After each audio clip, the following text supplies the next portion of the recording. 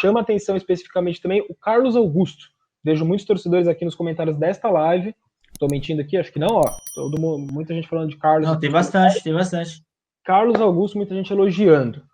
O mesmo Carlos Augusto que pode estar de saída do Corinthians, e aí ninguém melhor do que Rodrigo Bessoni para explicar isso, porque tem uma reportagem sua publicada na manhã de hoje, explicando aí o que pode ser uma operação de venda do Carlos. Queria que você falasse um pouquinho sobre isso, Vessa, até os valores envolvidos, se você tiver aí na mão. É assim, a gente nunca sabe, mas o fato do Carlos estar sendo titular nesses 2 jogos passa um pouco, jamais alguém da diretoria vai confirmar, jamais algum treinador, comissão técnica vai confirmar, mas eu acho que passa um pouco pelo fato dele ter que aparecer, ele tem que estar na vitrine, porque quem está querendo comprar quer ver ele jogando também. Então, eu acho que passa além do que você não está colocando ali um cara que é completamente perdido, ruim, pelo contrário, você sabe que você vai entrar com uma segurança defensiva, ele não é um mau jogador, pelo contrário. Então também não é nenhuma loucura ele estar jogando. Eu só digo que normalmente no futebol essas coisas elas não são faladas, mas elas existem de você às vezes, assim como você muitas vezes você não coloca jogadores na vitrine quando o cara, por exemplo, está embaçando para renovar, principalmente garoto. O garoto tá para subir, só que aí ele não renova, a multa não vai lá para cima, você não garante mais 3 anos de contrato para você ficar tranquilo, você fala para o empresário do cara, então tá bom, eu não vou dar chance, eu não vou colocar ele estoura a idade aqui, vai embora, e aí você se vira por aí no mercado e tenta se virar e achar um clube. Então, é a maneira que os clubes fazem, muitas vezes, de pressionar os garotos, fazer o papel invertido, não dar vitrine para o cara não estourar, como, por exemplo, o Militão. Se o São Paulo não sobe o Militão, talvez ele não teria estourado, estaria rodando pelo interior aí, não estaria no Real Madrid. Aí, o São Paulo subiu, não conseguiu renovar e ele foi embora quase de graça do São Paulo. Então, esse tipo de coisa existe no futebol. Então, o Carlos, eu acho que é um pouco por isso que ele jogou esses 2 jogos. Defensivamente, ele sempre vai bem. Muitas vezes, ofensivamente, ele não vai bem. Mas ele, para a Itália, para o futebol europeu, ele é um cara que ele tem porte físico.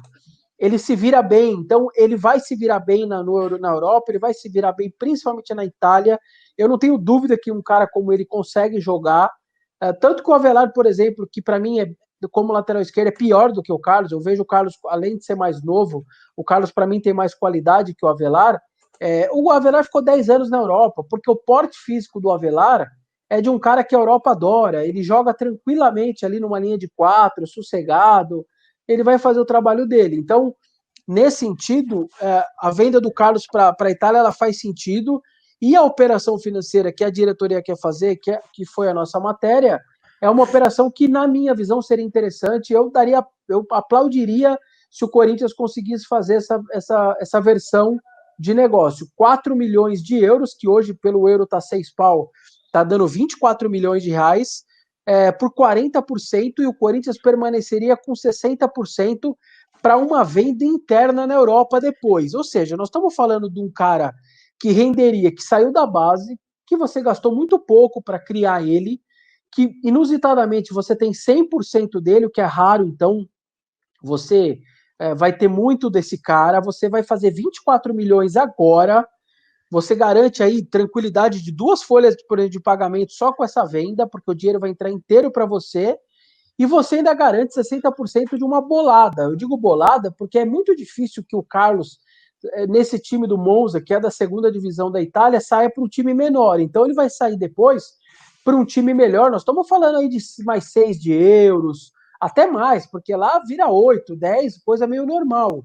Então você pegando mais uma bolada em euro depois, para mim seria uma operação muito boa. Você ainda teria 2 laterais esquerdo que são muito confiáveis, o Sid Clay agora mais magro e o Piton também, eu acho que tem valor, também tem futuro.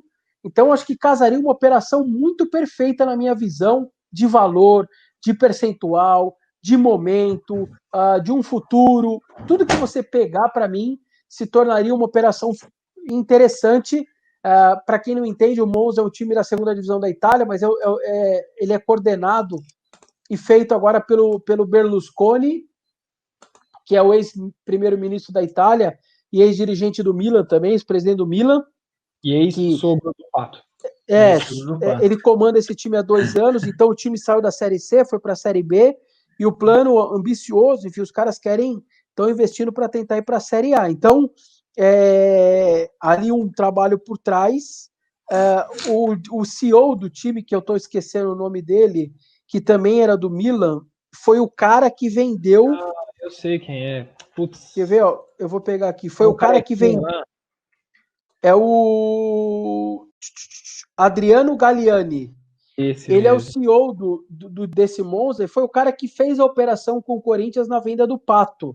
Aquela vez foi ele que veio para o Brasil, e foi ele que recebeu a diretoria do Corinthians, etc. Tal. Então, se ele sabe que tem ali pessoas do Corinthians que inclusive trabalhavam na época, acho que o Duílio, se não me engano, ainda estava na época no clube, etc. Tal. Ou seja, existe ali uma conversa que tem já um histórico desse Corinthians e esse Galliani. Então, é possível que saia o negócio, mas a imprensa italiana diz que eles querem pagar os 4 de euros pelos 60%.